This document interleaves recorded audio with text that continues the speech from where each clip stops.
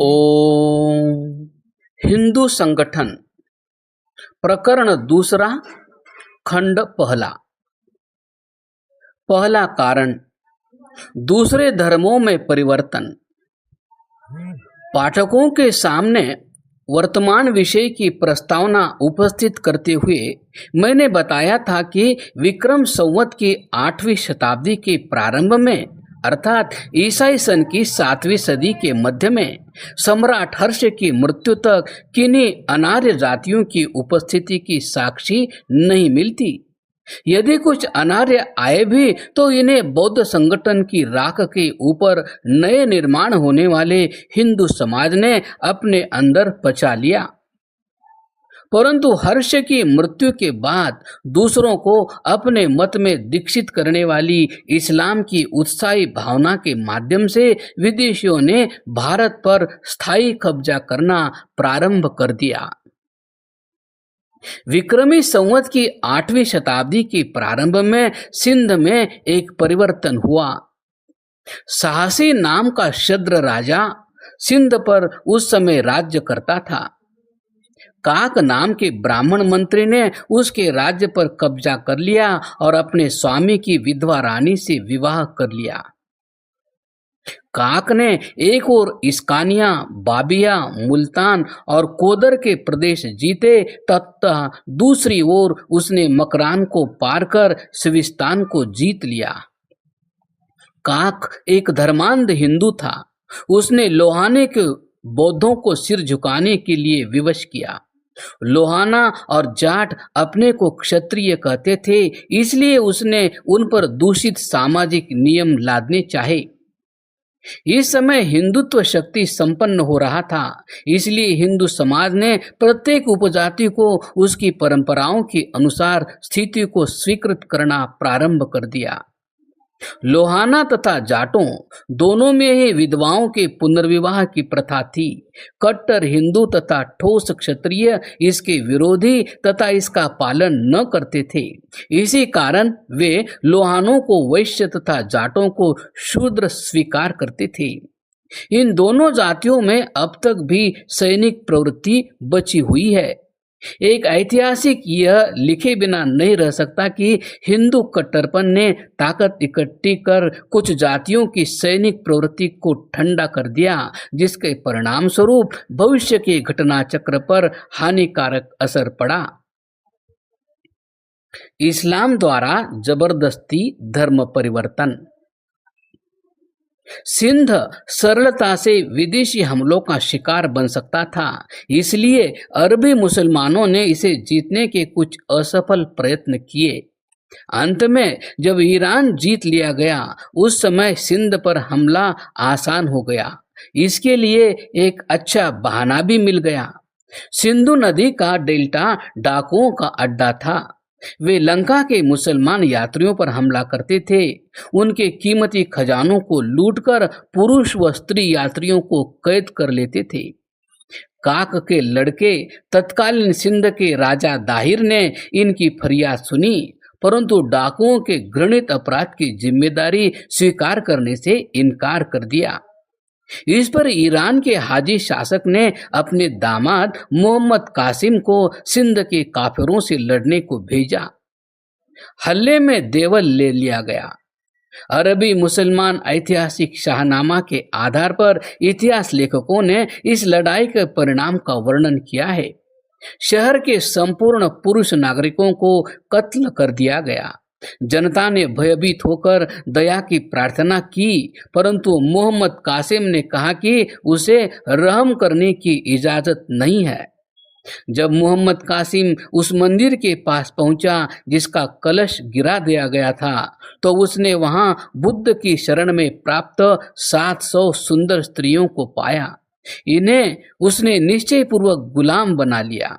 संभवतः मंदिर एक बौद्ध स्त्रियों का विहार था। देवल अधिकतर बौद्ध था।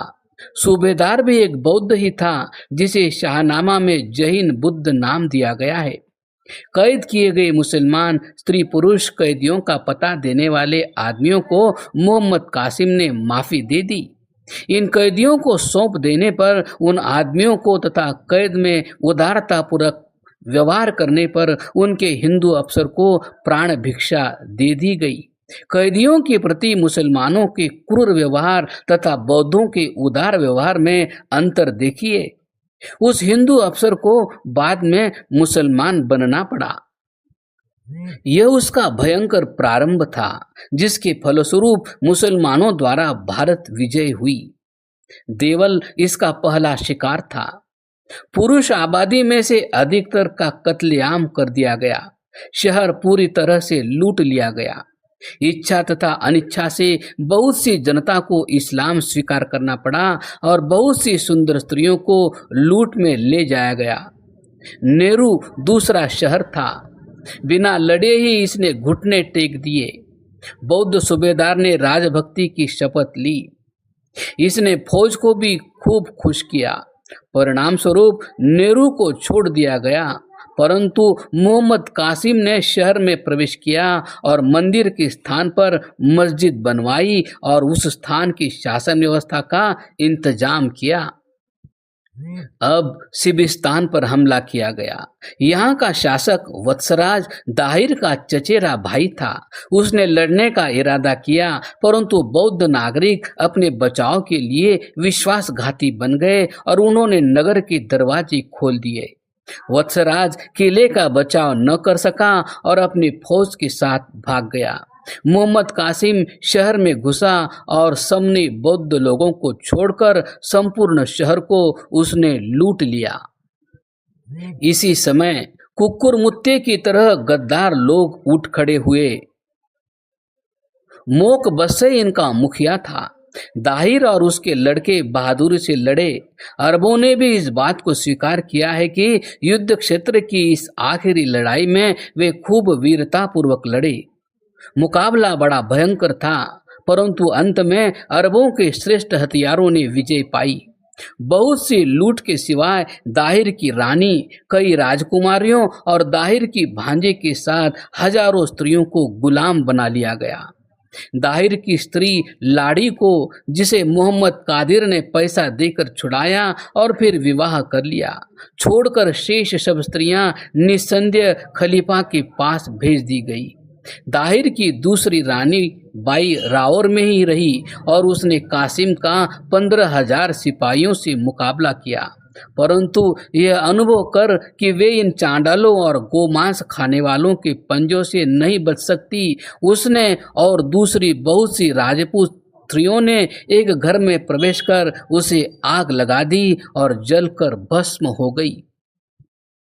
पहले समय में भी भारतीय आपस में ही लड़े थे और कभी कभी विजित राजाओं की रानियों को अपना लिया था, परंतु इन उदाहरणों में कभी जबरदस्ती नहीं की गई।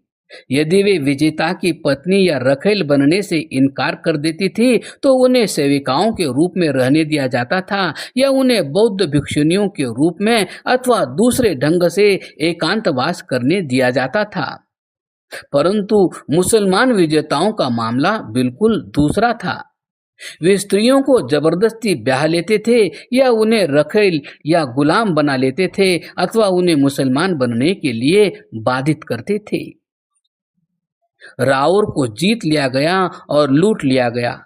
लड़ाकू आदमियों का कत्लेआम कर दिया गया और औरतों को गुलाम बना लिया गया।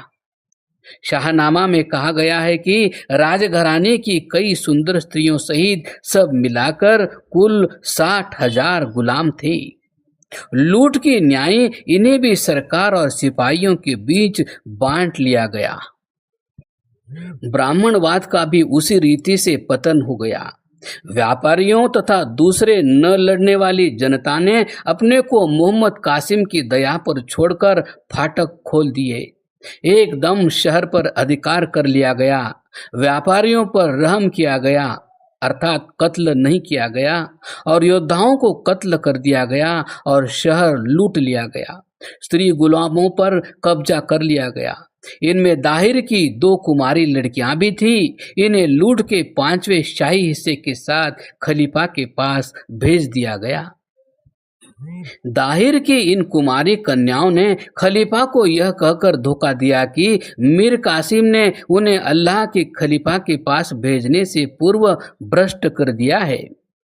कासिम को हुक्म दिया गया कि वह जहां भी हो अपने को कच्चे चमड़े में बंद कर सीधा खलीफा के पास आ जाए। मोहम्मद कासिम ने हुक्म को शब्दशः माना। जब ताजे चमड़े के अंदर सिया हुआ उसका शरीर बगदाद पहुंचा और उसकी लाश बाहर निकाली गई, उस समय दाहिर की कुमारी कन्याओं ने समझ लिया कि उन्हें बदला ले लिया है।